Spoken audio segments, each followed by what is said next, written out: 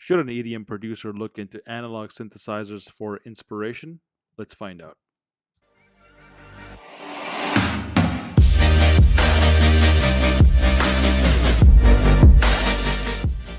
So, analog synthesizers have been used in music production for a while, but EDM producers have generally kind of stayed away from them.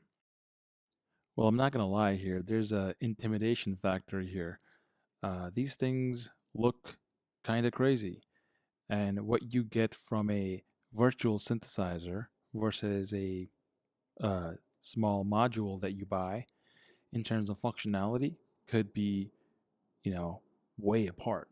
So when you're used to having everything in the box, it's kind of crazy to go and look at something else. And why would you, right? If you're a laptop producer, you have everything you need wherever you are.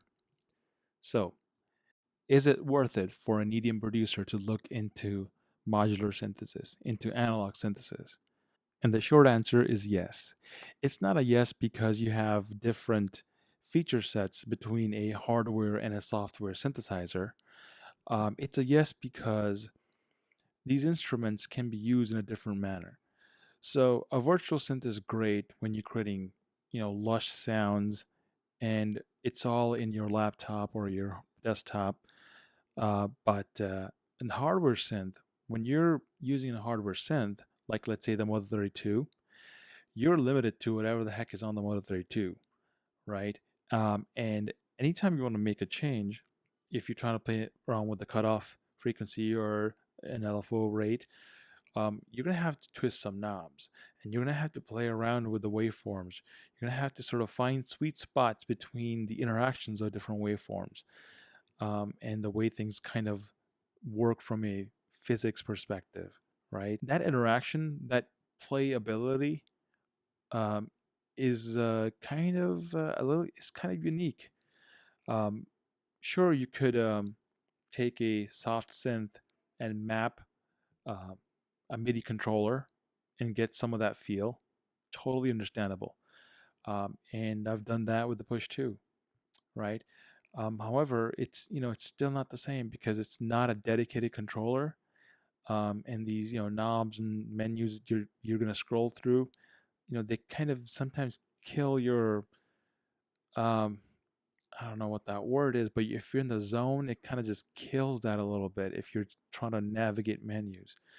So the one thing that I can tell you is when you sit down with something like a Mother 32 or anything with a finite set of functions in front of you, um, you're gonna want to play around, right? And it's all about just trying to find little weird things, a little weird sound that you can use as a lead, a little bassy sound that you can use as a bottom layer for a patch that you put on top of.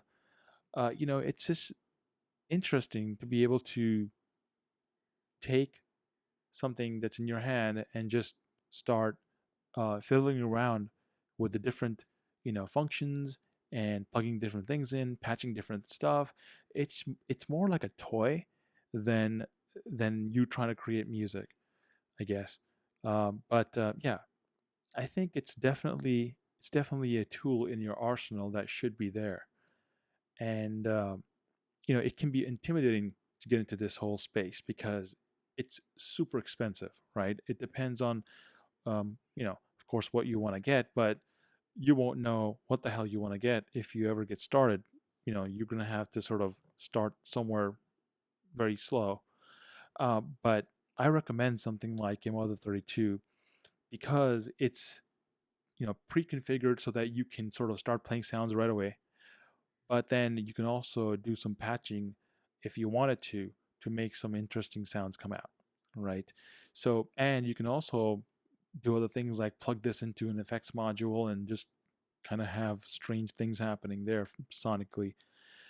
Um, will I give up my, you know, the virtual instruments? Hell no. Do I think the sound of this thing is different than my virtual instruments? Oh yeah, there's a difference. So let's say if I compare this, Serum versus Mother 32, completely crazy comparison. But if you did, you'd find a definite uh, difference in sound.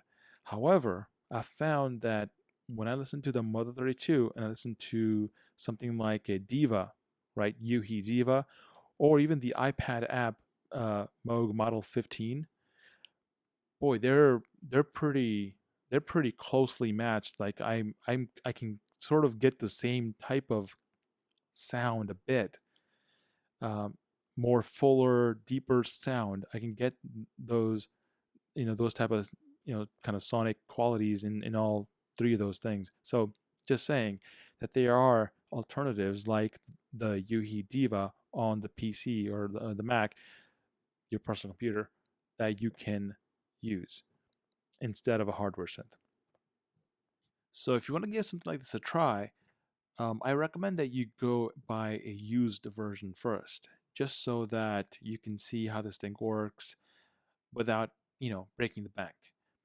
For example, I was able to find the Mother 32 on Craigslist for $400, and it was relatively new. So give Modular a try and see if it's something for you. Until next time.